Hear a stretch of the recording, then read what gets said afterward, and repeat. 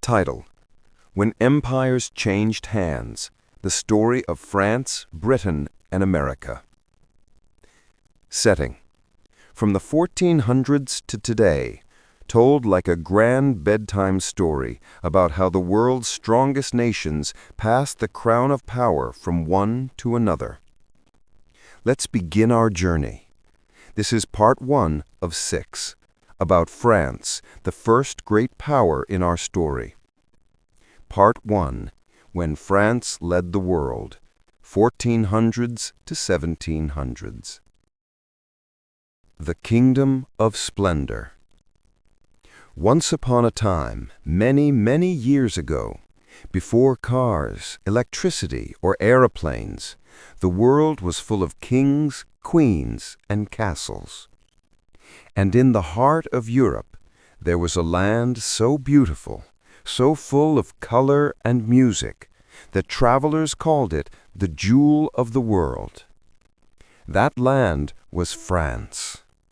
France was not just a country, it was a dream made of gold and poetry. Its cities were full of laughter, its markets filled with spices and silk, and its people believed their land was the center of everything grand. A young girl who changed history.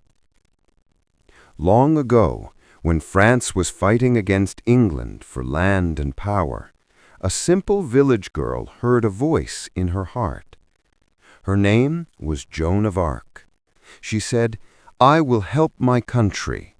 And though she was just a teenager, she rode with soldiers into battle.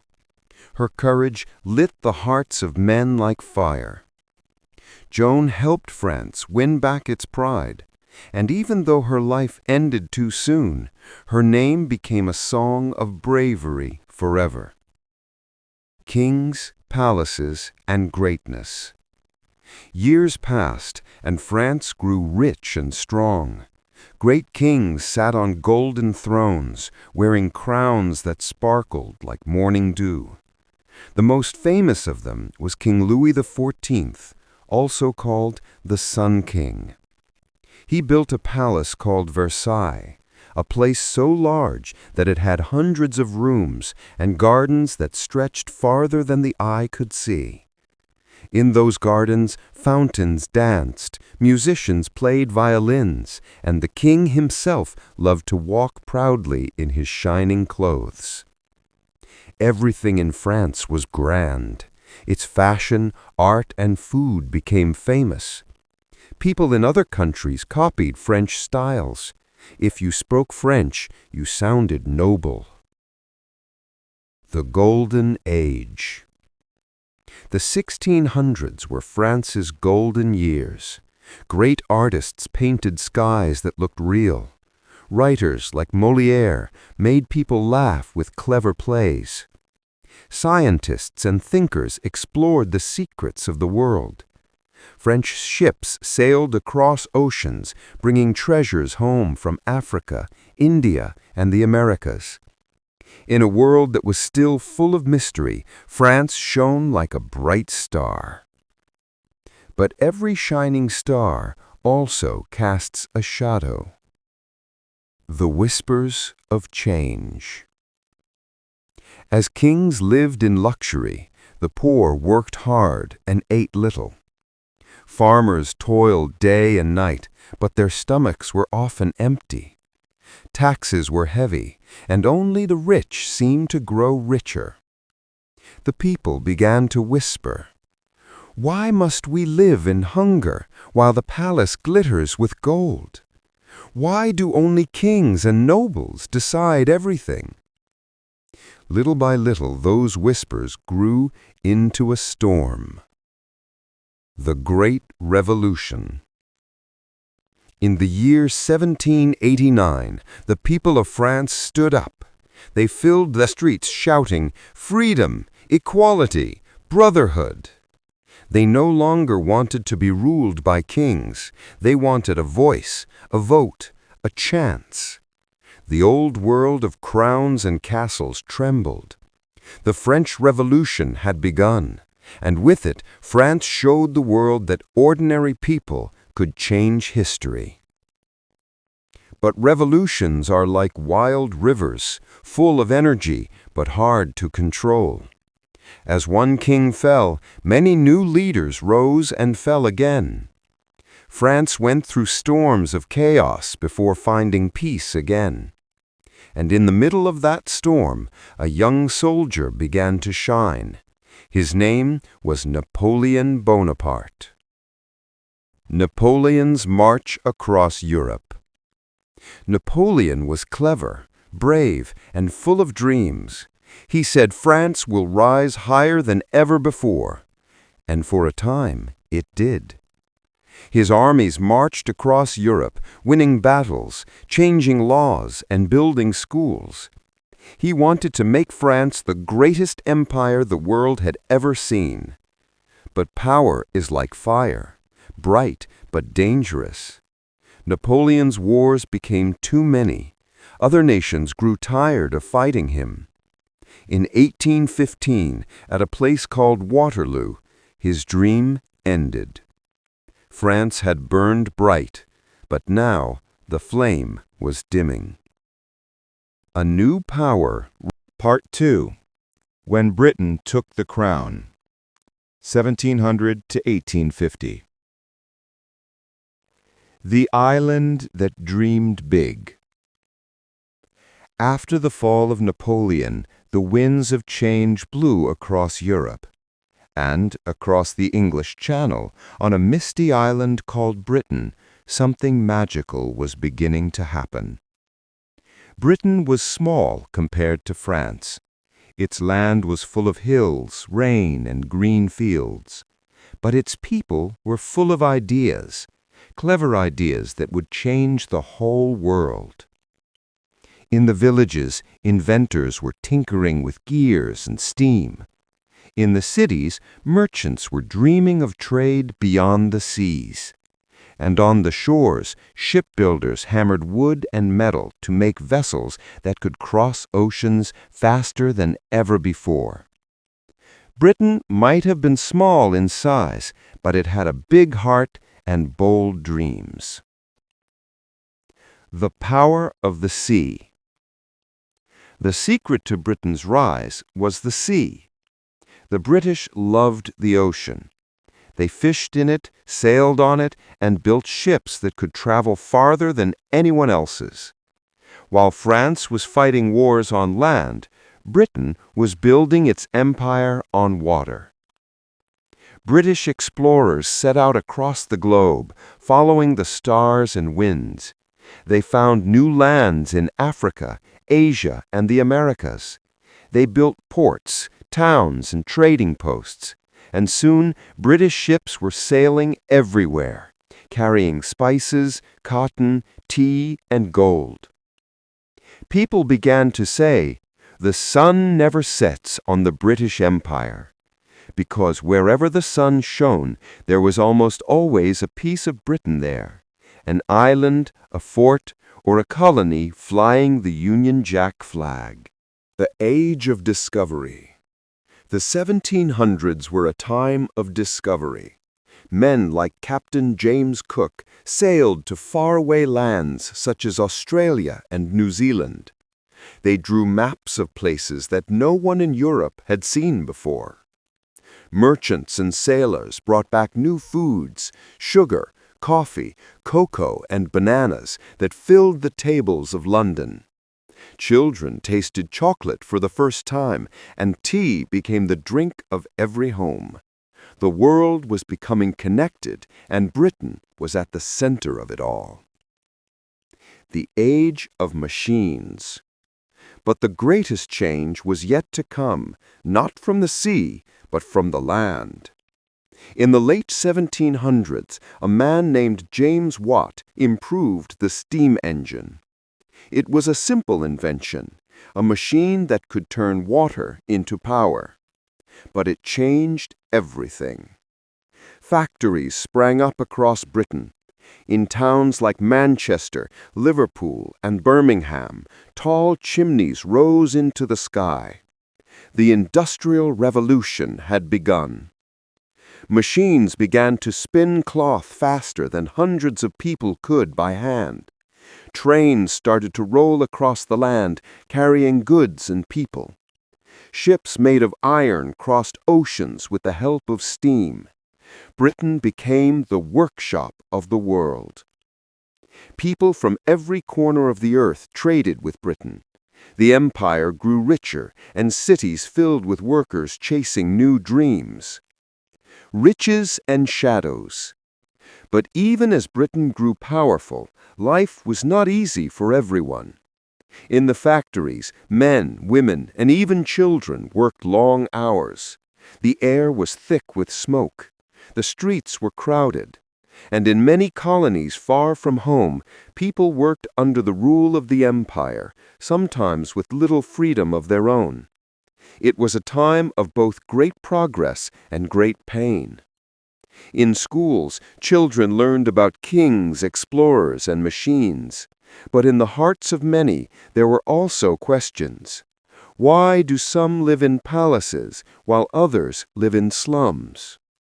Can an empire truly be fair to all? These questions would echo through the next century. The power of learning and law. Still, Britain became famous not just for its ships and machines, but also for its ideas. Great thinkers wrote about freedom, justice, and science. Writers like Charles Dickens told stories about ordinary people and their struggles, making the rich pay attention. Scientists like Isaac Newton and later Charles Darwin changed how the world understood nature and life itself. And in its colonies, British schools, roads, and systems of law spread, bringing both order and challenge. Some nations learned from Britain and later used those lessons to build their own strength. The empire expands. By the early 1800s, Britain's empire stretched farther than any in history. It ruled over India, parts of Africa, islands in the Caribbean, and lands in Australia and Canada. The British Navy was the strongest on Earth, guarding sea routes that connected millions of people.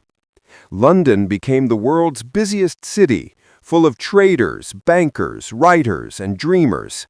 Gold from South Africa, tea from India, and sugar from the Caribbean filled its markets. The British flag, the Union Jack, fluttered proudly across the seas. A turning tide. But power is like a great wave. It always moves. By the middle of the 1800s, cracks began to show. Other nations were learning fast. Germany, Russia, Japan, and even the young United States of America across the Atlantic Ocean. Britain was still mighty, but new powers were rising with fresh energy. And deep within the empire, whispers began again, this time from the colonies.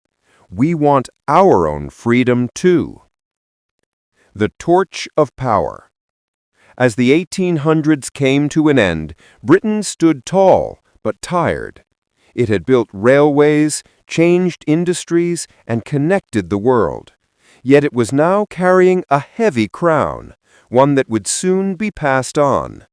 Because in the next century, two great wars would shake the world to its core.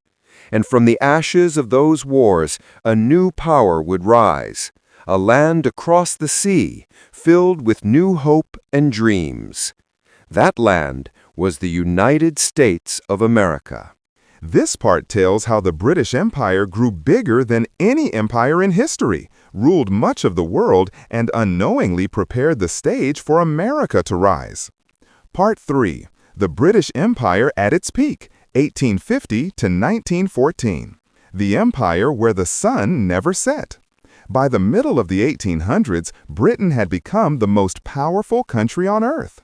People said proudly, "The sun never sets on the British Empire." And it was true. Wherever the sun rose in the east or set in the west, there was always a land flying the Union Jack, the flag of Britain. From India to Canada, from Australia to Africa, British ships and soldiers were everywhere. They built roads, railways, schools, and ports. They taught English, cricket, and new ways of farming. London was called the heart of the world, full of people from every race and color, all speaking, trading, and dreaming under the same empire. But while the world admired Britain's greatness, deep changes were quietly taking place. The age of steam and steel. The 1800s were a time of wonder. New machines filled the land. Steam engines pulled trains across mountains. Iron ships crossed the oceans without sails. Telegraph wires carried messages faster than horses ever could. Factories in Manchester, Birmingham, and Glasgow worked day and night, making cloth, metal, and tools for the whole world. Britain became known as the workshop of the world. And with every train built and every ship launched, the empire's power grew. Queen Victoria and the Great Pride. At the center of it all was Queen Victoria, who ruled for over 60 years. Her long reign from 1837 to 1901 was called the Victorian era, a time of pride, invention, and empire. She was wise, strong, and calm. People loved her deeply. Her face was on coins, stamps, and portraits in faraway lands. Under her rule, Britain became both rich and respected. Children in schools sang songs about the Queen and learned about the empire's glory. Soldiers saluted flags that flew in India, Africa, and beyond. But Queen Victoria's heart also carried worry. She saw that the world was changing faster than ever before. The other side of empire. While Britain celebrated progress, life in many colonies was hard. In some places, local people lost their lands or were forced to work under strict rules. Though Britain brought schools, medicine, and railways, it also brought control, and not everyone welcomed it. In India, for example, millions lived under British rule. They learned English, studied in British schools, and worked in new industries. Yet deep inside, many longed to govern themselves. Wise voices began to rise. Men like Mahatma Gandhi would later say, "We must rule ourselves in peace, not by force." Britain's gift to the world, its law, education, and industry was real, but its grip of power was also heavy. The Great Exhibitions and Inventions. In 1851, Britain held something called the Great Exhibition in London's Crystal Palace. It was a giant glass building filled with wonders from all over the empire. Gold and fabrics from India, carvings from Africa, inventions from Europe. Millions of people visited it to see the world gathered under one roof. It was a sign that Britain was not just a country, it was a world leader in science, art, and trade. Inventors like Alexander Graham Bell, telephone, and Michael Faraday, electricity, were changing how humans lived. Britain was glowing with creativity. Across the seas, the Royal Navy ruled the waves. Its ships guarded trade routes, protected colonies, and ensured that no other nation could match Britain's strength. British sailors sang songs as they crossed the oceans. "Rule, Britannia, Britannia rule the waves." And indeed, Britannia did rule the waves for nearly 100 years. The dawn of a new century. When Queen Victoria died in 1901, millions mourned her. It was the end of an era. Her son, King Edward VII, took the throne, and Britain stepped into a new century, full of light, but also shadows. The 1900s began with excitement. Cars replaced horse carriages. Telephones connected families. Airplanes touched the sky. But something darker was also growing: competition. Germany had built strong factories and armies. France was still proud and powerful. And across the ocean, the United States of America was growing quickly, young, bold, and full of energy. The world that Britain had ruled alone was about to change. The clouds of war. By 1914, Europe was like a ticking clock. Countries were building bigger armies, stronger weapons, and deeper fears. Britain was still mighty, but no one could stop what was coming next. The greatest war the world had ever seen. That war would shake empires, break kings, and change the world's balance of power forever.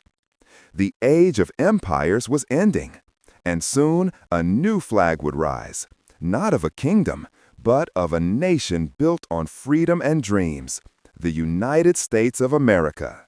Part 4. The Fall of Empires, 1914 to 1945. The World Before the Storm. The year was 1914.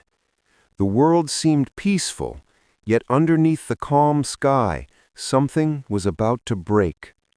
For years, countries in Europe had been growing jealous of one another. Britain ruled the seas. Germany built great armies. France wanted respect again. And small nations were caught in between. It was like watching clouds gather before a thunderstorm. Then one day, a spark was lit in a small place called Sarajevo. A young man shot a prince from Austria. And that one shot started a chain of events that set the whole world on fire. The First World War. The First World War began. From 1914 to 1918, Europe became a battlefield. Britain, France, and their friends fought against Germany and its allies. Millions of soldiers marched into muddy trenches. Bombs exploded day and night. The world had never seen such destruction. Men left their homes as heroes and returned with broken hearts. Families waited for letters that sometimes never came. In Britain, children helped collect metal for weapons. Women worked in factories, driving buses and making uniforms, proving they were as strong as men. Even the colonies, India, Canada, Africa, and Australia, sent soldiers to help the empire. After 4 long, painful years, the war finally ended in 1918. The world cheered, but the happiness was thin, like sunlight after a storm. Britain had won, but it was tired, poor, and wounded. A new power appears. Across the ocean, something had changed. The United States of America, once a young country full of farmers and inventors, had joined the war in its later years and helped turn the tide. American soldiers brought new energy. Their factories built weapons, planes, and supplies faster than anyone expected. When the war ended, the world looked to America with new eyes. It was rich, fresh, and full of life. The old empires, Britain, France, and others were weary. The balance of power had begun to shift. The time between wars, 1919 to 1939. The world wanted peace. People called the 1920s the Roaring Twenties. Cities sparkled with lights. Cars filled the streets. Radios sang new songs.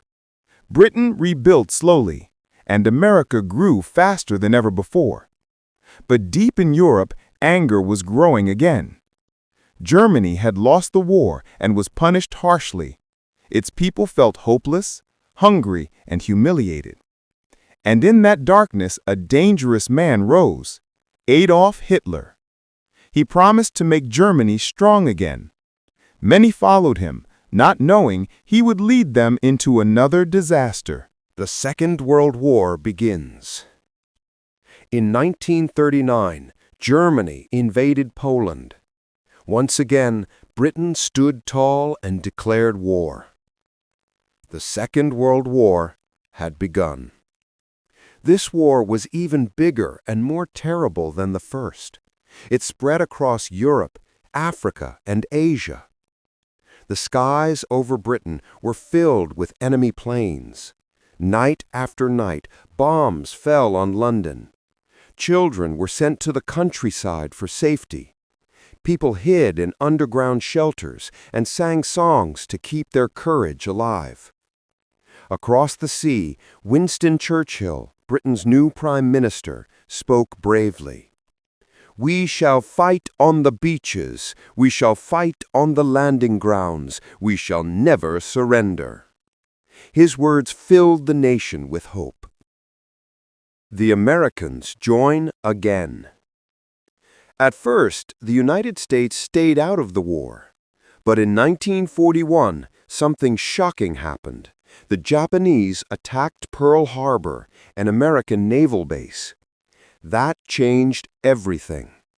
America joined the war with full force, sending soldiers, planes, and supplies to help Britain and its allies. Factories in America worked day and night. Women built ships and airplanes. Farmers sent food across the sea. America became the arsenal of democracy, the great workshop that powered the fight for freedom. Victory and tears. After 6 long years, in 1945, the Second World War finally ended. Germany surrendered in May.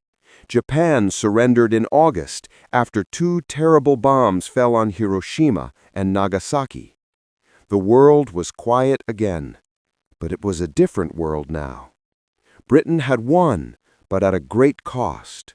Its cities were damaged, its people exhausted, its empire shaken. The colonies that had once fought for Britain now dreamed of freedom. Meanwhile, across the Atlantic, America stood tall. Its cities were safe, its factories were strong, and its people were ready to lead. The torch of world power had moved once more, from Britain to the United States. Hope after war. Out of the ruins, nations came together to form something new, the United Nations, a group that promised to keep peace and help one another. Britain became a friend and guide rather than a ruler. Many colonies slowly became independent countries, proud of their own flags and voices. The age of empires was ending, but the age of cooperation was beginning. And high above the sea, the American flag began to wave proudly as the new symbol of global power, not through conquest, but through innovation, music, science, and dreams. In the ruins of the old world, a new leader began to rise, the United States of America. While many countries had been bombed and burned, America's cities were still standing tall. Its factories were busy, its people were strong, and its spirit was full of hope. The American dream, the idea that anyone could rise through hard work, began to shine brighter than ever before. Rebuilding the world. Europe needed help to rebuild, and America stepped forward. Through something called the Marshall Plan, named after a general kind, America sent food, machines, and money to help countries recover. France, Britain, and others accepted this help gratefully. The plan didn't just rebuild buildings, it rebuilt friendships. All over the world, people saw the stars and stripes as a sign of help and hope. Children in broken towns played with tins of American food and smiled again. The cold wind of rivalry. But not everyone was happy. Far away in the east, another great power had risen, the Soviet Union. It had also fought bravely in the war, but now it wanted to spread its own ideas about how the world should work. The Soviet Union believed in communism, where the government controlled everything. America believed in freedom and democracy, where people could choose for themselves. The world became divided between these two ideas. This long struggle, without a real war between them, was called the Cold War. It wasn't fought with bullets, but with words, spies, inventions, and space rockets. The race to the stars. The 1950s and 60s were full of excitement. Both the Soviet Union and the United States wanted to prove they were the best, not just on Earth, but in space. In 1957, the Soviets launched a small silver ball called Sputnik, the first satellite. The world gasped. A man-made star was moving across the sky. America didn't want to be left behind. Scientists and engineers worked day and night. They built rockets, spacesuits, and new machines. And then, in 1969, something magical happened. Millions of people watched their televisions as an American astronaut named Neil Armstrong stepped onto the moon. His voice crackled through the air.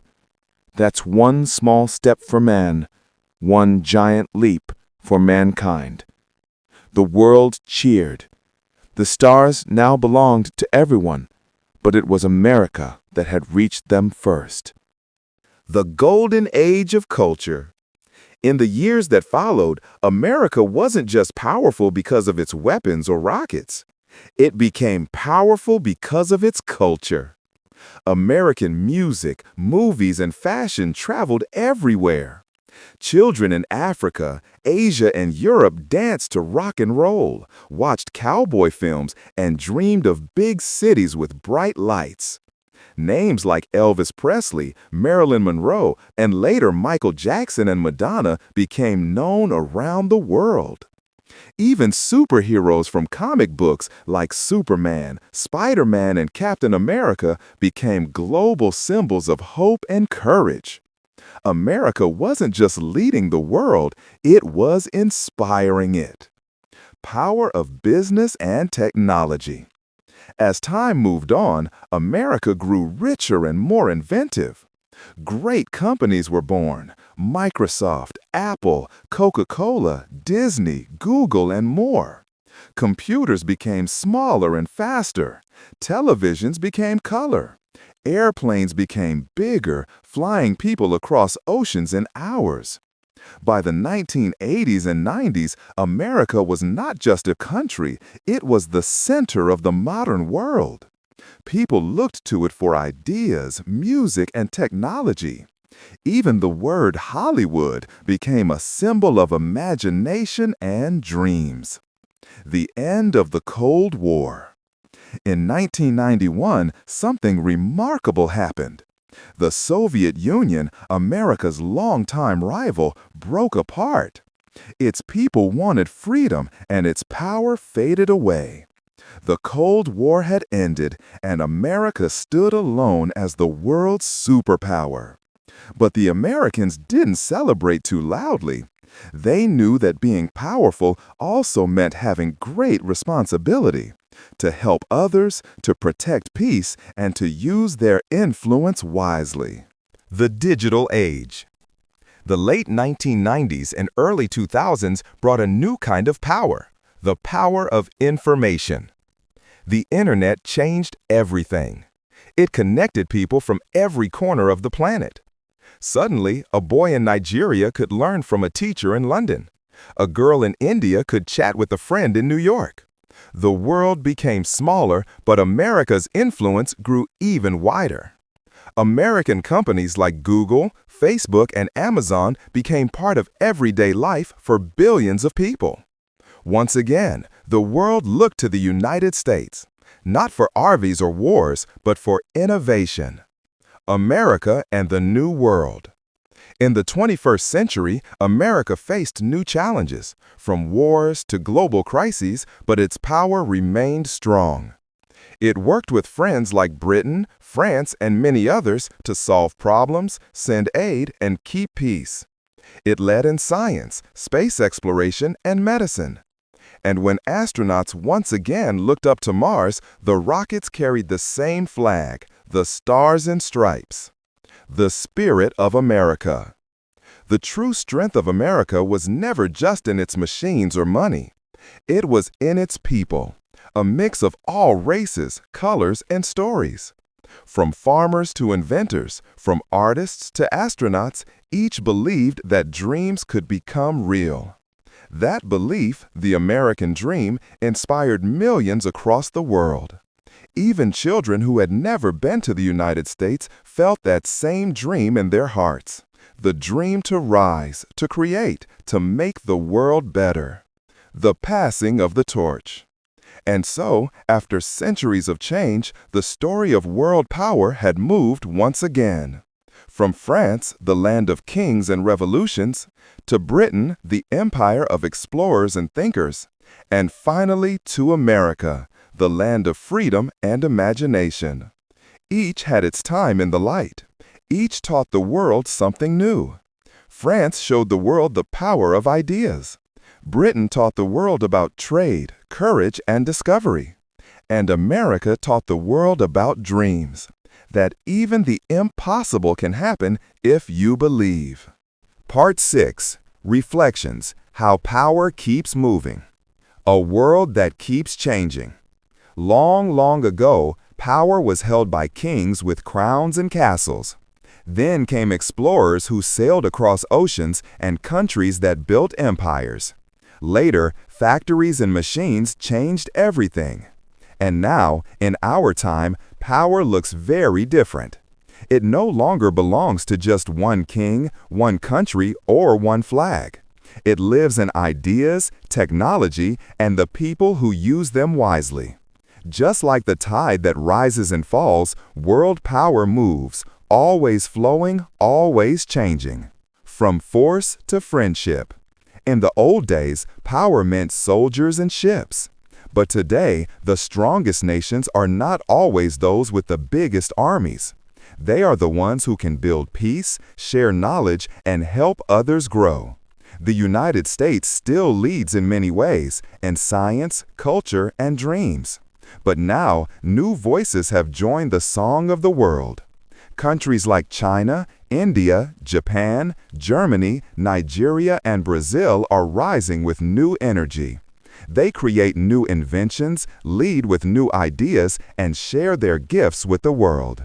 Power, at last, is becoming something shared, not stolen. A world learns to work together. After the Great Wars, the nations of the world realized something important. Fighting breaks the world apart, but working together builds it stronger. That is why countries formed the United Nations, to talk instead of fight. They formed groups like the World Health Organization to heal the sick, and UNICEF to care for children everywhere. Now, when a disaster happens, an earthquake, a flood, or a disease, countries from every corner of the earth send help together. Power now means the power to care. The rise of new dreams. As years passed, more and more countries became independent. People waved their new flags proudly, singing their own songs. No longer colonies, they became nations with voices. In Africa, Asia, and the Caribbean, leaders rose who spoke of unity and freedom. They told their people that true strength comes not from conquering others, but from believing in themselves. The story that began with kings and battles was slowly turning into a story of equality and hope. A shared sky. When humans first looked up at the stars, they saw mystery and wonder. When the Americans landed on the moon, it felt like a victory for everyone. Now, scientists from many countries, Britain, France, Japan, Nigeria, India, and China, work together to explore Mars, to study the oceans, and to fight climate change. The sky that once divided nations now unites them. For above the clouds, there are no borders, only endless space and shared dreams. Power in the earth. But there is another kind of power growing quietly, not in rockets or cities, but in the earth itself. People are learning to care for the planet, the forests, the rivers, and the air we breathe. They know that true power means protecting what gives us life. From solar panels to wind turbines, from clean water projects to electric cars, the new heroes are not warriors, but inventors, farmers, and teachers. They remind us that the future depends not on how much we take, but on how much we give. A lesson from history. If we look back, we can see how the torch of power moved. France taught the world about freedom and equality. Britain showed the world courage, exploration, and progress. America inspired the world to dream and invent. And now, the next chapter belongs to all of us together. Power no longer belongs to a single crown or flag. It belongs to the human spirit, the part of us that learns, loves, and hopes. The children of tomorrow. One day, the children listening to this story will grow up. Some will become scientists, artists, or teachers. Some will build cities. Others will heal the sick or tell stories. They will live in a world where no one asks, who rules the world? Instead, they will ask, how can we make the world better? That is the future of power, not over people, but for people. The final words. So, as our story ends, imagine the world as a great circle of light. Inside that circle are the dreams of all nations, France, Britain, America, and beyond. Each one had its moment to shine, and each left a gift behind. Liberty, wisdom, courage, creativity, and hope. Now the torch is in our hands. What we do with it will shape the next story of the world. The end. History is not just about kings and wars. It is about people, people who dreamed, built, shared, and cared. And that, dear listener, is how world power moved from France to Britain to America, and how, one day, it might belong to everyone, everywhere.